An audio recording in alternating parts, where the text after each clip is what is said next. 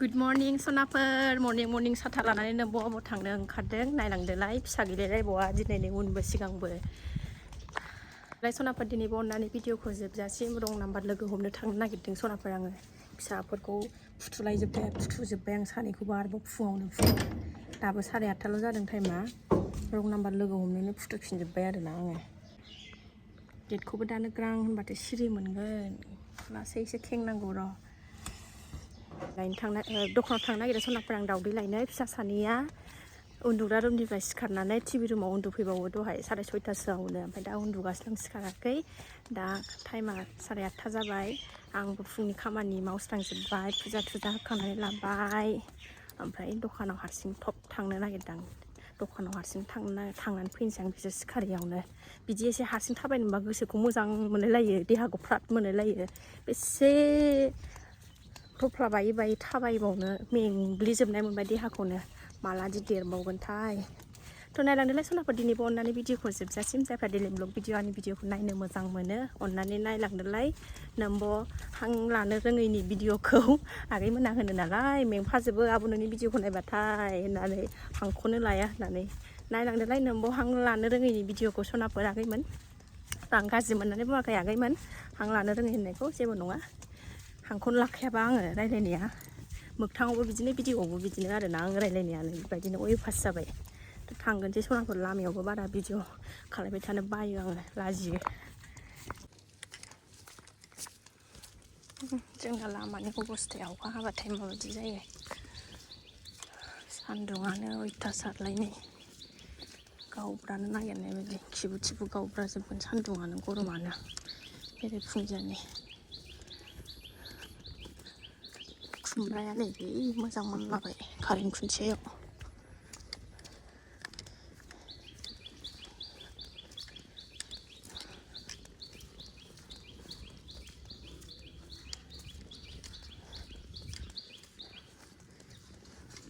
बिदि गोबाव उन्दुबालाय बिमाना खामानिया थाब जोबो हारसिं मावनो मोनबा सिथा खालायबाय थाबाथाय खामानियानो एरनो नागिराना फैफिनबाय सनाफोर दखाननिफ्राय नै थफ्ला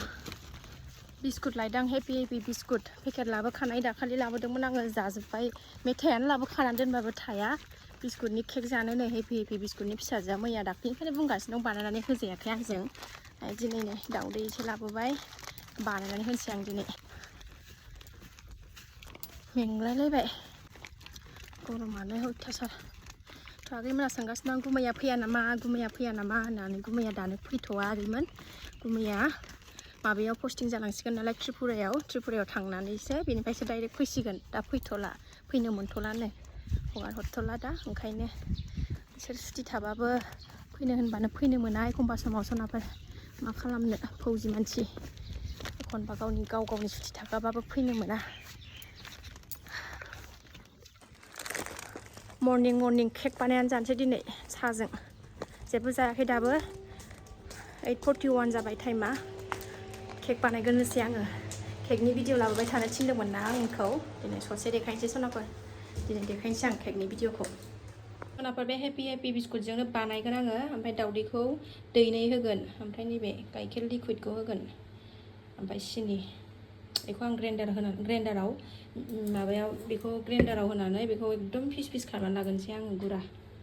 ग्राइन्डाराव सोनानै लाजोब्बाय आङो बेखौ एकदम गुरा खालायनानै लाग्रोजोबसै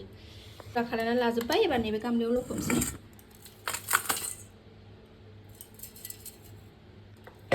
खालायबाय आंना जोलैया नै बेथ' लखबनानै लाबाय सनाफोर नै केमेरा हमनानै होग्राबो गैया नालाय जारलाथारहाय ओमफ्राय बेहाय सिनि एसे लाबाय नै आं बारा बुरजा लायासै सिनिखौ बिस्कुटानो गोदैखा नालाय एसेल' होबाय आङो ओमफ्राय दावदै दैनै होनोसै नै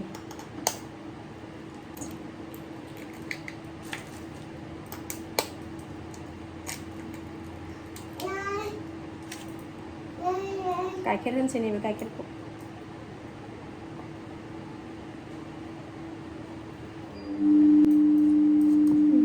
होना लाबाय नै होना लाबाय आङो नै एबार मिक्स खालायनोसै आं आराम लागायना लागोनसै दे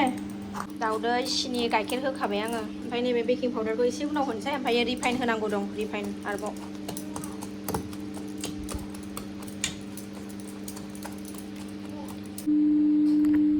बेकिं पाउडारखौ होनोसै सनाफोर आं रिफाइन होनायखौ आङो भिडिअ लानो बावबाय सनाफोर नै बेकिं पाउडारखौ होनोसै आं एबार लागायखांबाय आं बिराद मोजां आरो लागायबावनोसै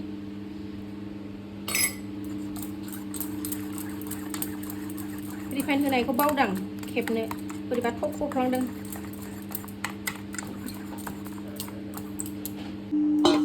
नैबेहाय लुस्लायनानै लानोसै आं नैबेहाय लुस्लायनानै लानोसै आं एबार लागायखांबाय आं बिराद मोजांनो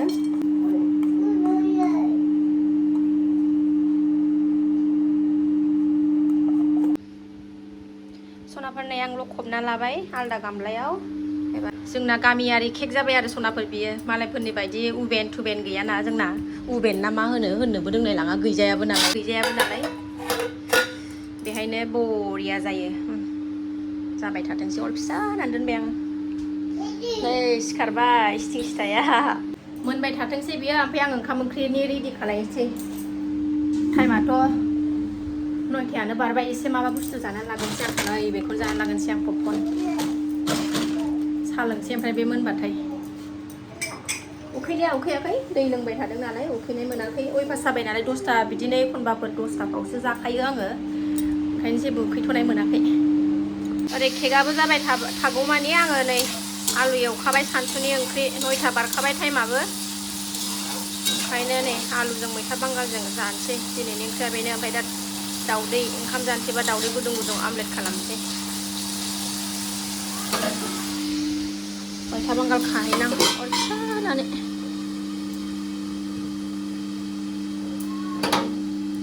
है अराबो फिसा खालामबा गोमोरो खानायखौ मैथा बांगाल खानि सनाफोरनि आंना एन्जर जालाङै नैबेखौ खनायाव गायनानै दोनफैदों आङो ओमफ्रायो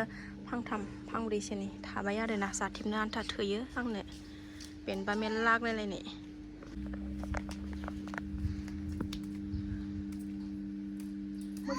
मैथा बांगालजों आलुजों गोथाव मोनथारो आंहा जानो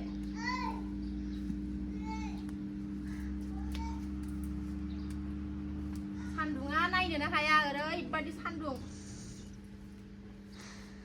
ओइ सान्दुङा थैगोनहाय गरमथार फैगोनसोनो हा फैबाय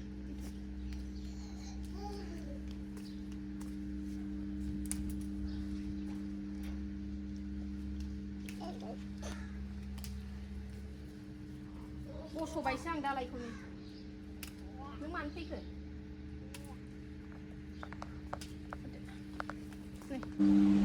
खाबाय औ थाजाया 1 सेकेन्डबो जा सान्दुं सायनानै लाखाबाय आं सायनानै सुनानै हानानै लाखाबावबाय एवगासिनो दं आलुखौबो आलु मोनबाथाय साहा जानोसै केकआबो हेराबा जाहैबावसिगोन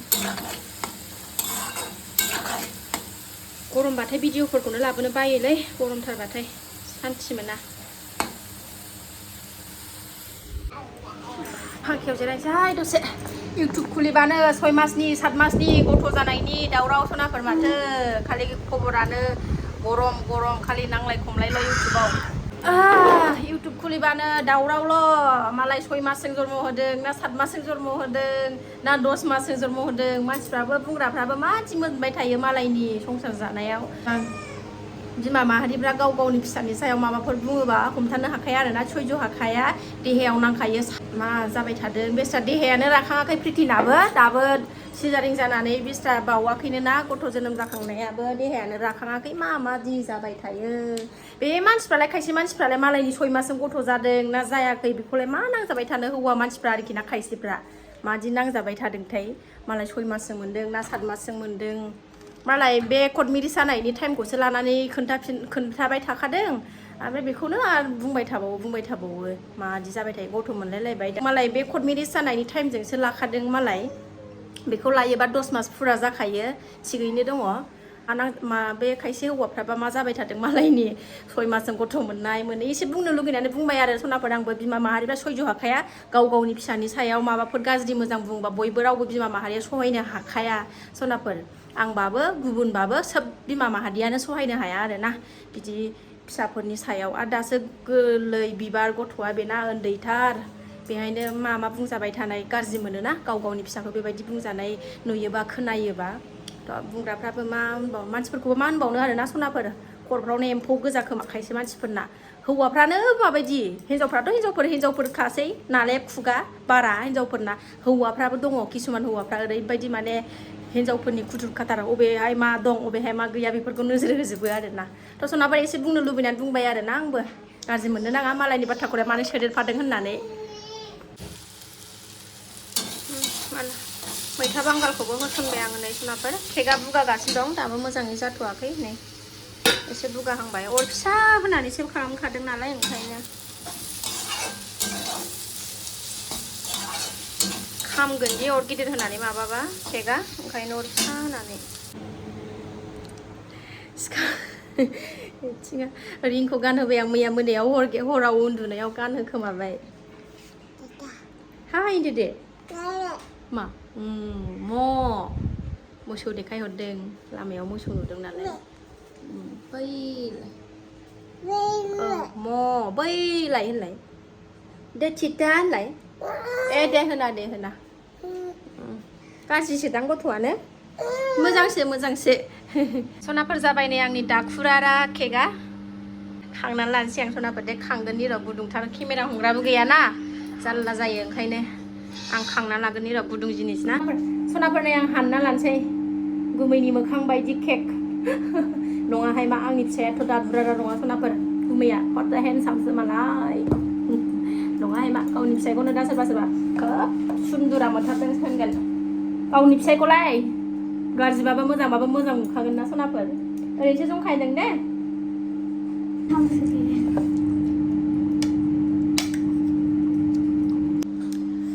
नाय सनाफोर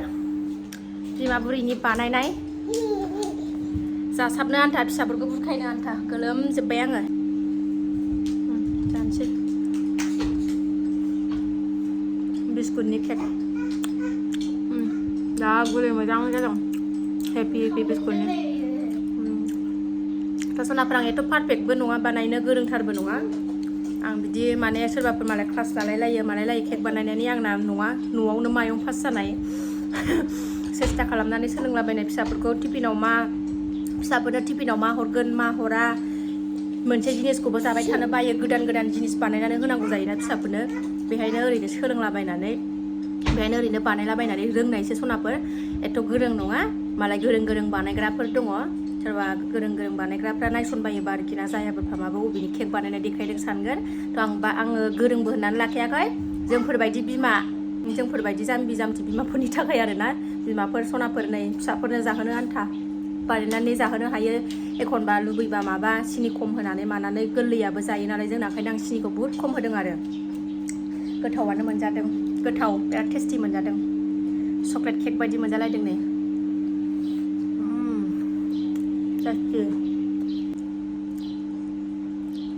गोथाव मोनजादों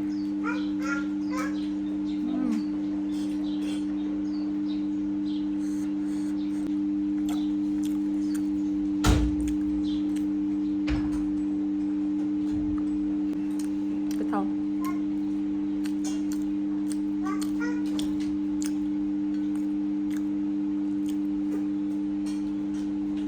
फिसाफोरखौ बुरखायनो आन्था